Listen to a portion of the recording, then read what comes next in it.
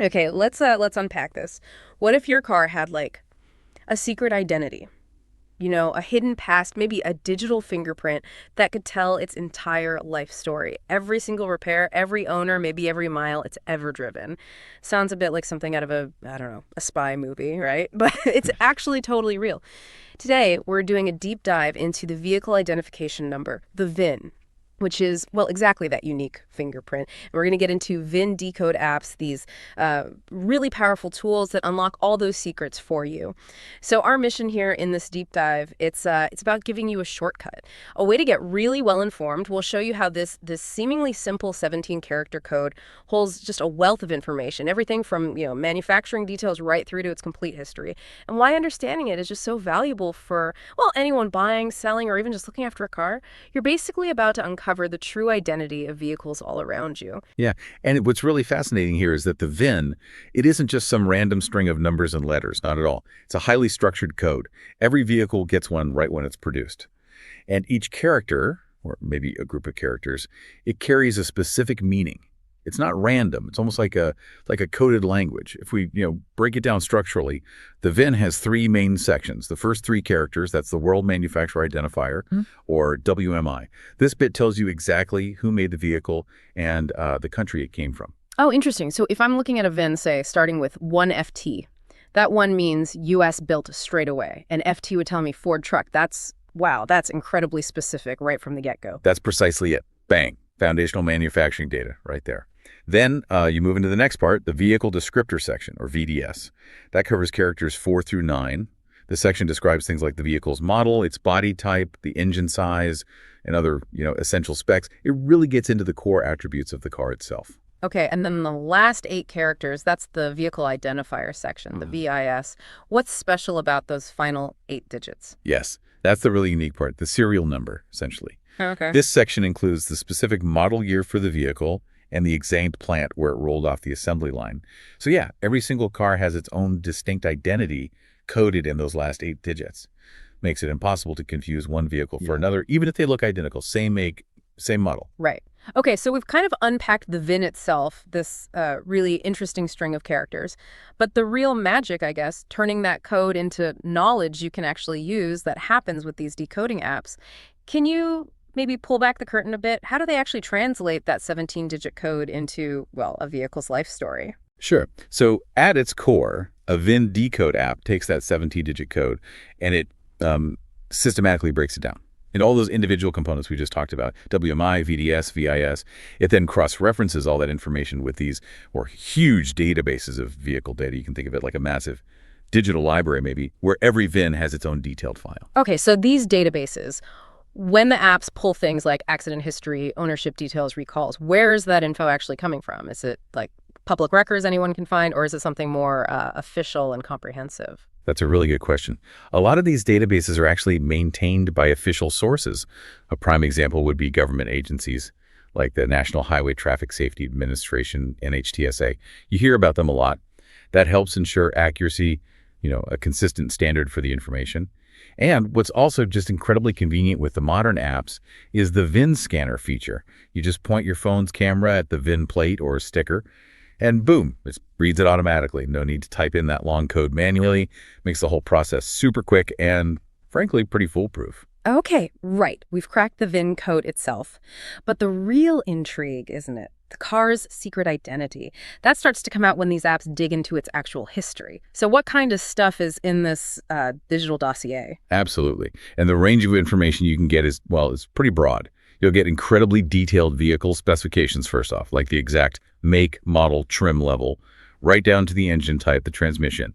It instantly tells you exactly what kind of car you're dealing with. So it's almost like a detailed birth certificate for the car in a way. Precisely. Yeah, that's a good way to put it. You'll also see production details, where it was made, the model year, the specific assembly plant. But, and this is key, where the real value often lies is in the vehicle history report. A VIN check can potentially reveal a car's entire life story, the good and the bad. Yeah. This is where I think the real power for you listening truly unlocks. Beyond just the basic specs, being able to peek into a car's past, its actual life. That's incredible. What are some of the most critical bits of history these checks can uncover? Stuff you might never find out otherwise. Well, it can flag previous owners, for one. Crucially, any accident history. Has it suffered flood damage? That's a big one. Or other specific types of damage. It can go even deeper sometimes, revealing potential title problems like a salvage title or lemon law buyback, and even recall information, safety recalls the current owner might not even know about. You know, when you mention odometer discrepancies, it makes me think of those old movie cliches, right? The shady dealer rolling back the miles. Is that still a real concern today? And how reliably can a VIN check actually expose something like that? Oh, it's definitely still a concern, unfortunately. Tampering still happens. But yeah, a VIN check is probably your best defense against it. It can reliably flag odometer readings that just don't add up, inconsistencies that might point to tampering. It helps you avoid getting seriously ripped off. And some apps even go further, providing data on the average market value for that specific vehicle, which is, incredibly useful if you're buying used, trying to figure out if the price is fair. So let's connect the dots. What does this all mean for you, the listener? Who really benefits from knowing all this? And how can this information genuinely empower them? Let's maybe start with car buyers, because this feels like a must-have tool for anyone looking at a used car. Oh, absolutely. For car buyers, the VIN check isn't just like a safety net. It's a complete game changer. It really puts you in the driver's seat, information-wise. I mean, think about it. Before apps like this, figuring out a car's hidden life was, well, really hard, maybe impossible sometimes.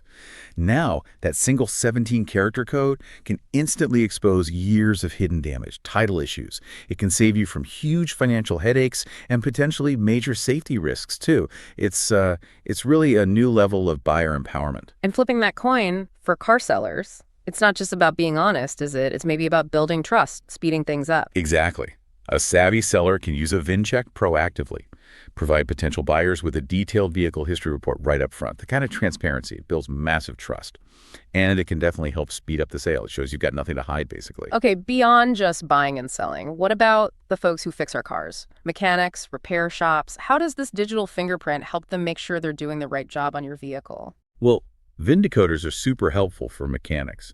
They can quickly pinpoint a vehicle's exact specifications. And that's critical. It ensures they order the correct parts, number one, and that they follow the manufacturer's specific guidelines for repairs and maintenance. It helps prevent errors, keeps things safe, and means, hopefully, you get the right fix the first time around. And what about let's say, the big players, insurance companies, for instance? How are they using this VIN data? Oh, insurance companies use VIN data all the time, extensively. They use it to assess a vehicle's risk profile when they're calculating your premiums. Makes sense, right? And they also use it heavily when investigating claims, checking details, ensuring accuracy, and helping to prevent fraudulent claims. It's really about managing risk effectively across the whole automotive world. Right, and I imagine even for, say, fleet managers, people looking after dozens or hundreds of vehicles, the VIN is pretty crucial for just keeping things organized. It is, absolutely. For anyone managing a fleet, VIN decoding helps them keep accurate, organized records. Simple as that. This includes tracking things like the OEM recommended maintenance schedules for each vehicle, which is just vital for keeping the fleet running smoothly, ensuring vehicle longevity, and ultimately maximizing the company's investment. So, wow, we've really dug into quite a bit today, haven't we? The VIN is, yeah, undeniably a vehicle's unique digital fingerprint, no question. And these decode apps, they're just incredible tools that make all that information that was always there but hidden, accessible to pretty much everyone. It really feels like a game changer for transparency in the car world, putting you much more firmly in control. It really does. And it makes you think, doesn't it? The VIN is such a clear example of how huge amounts of, well, critical information are embedded all around us in everyday objects just waiting to be decoded. So what other hidden digital fingerprints might exist out there in other things we use every day? Things that, if we can understand them, could offer similar levels of transparency, similar insight into their true nature or history. It's definitely something interesting to mull over.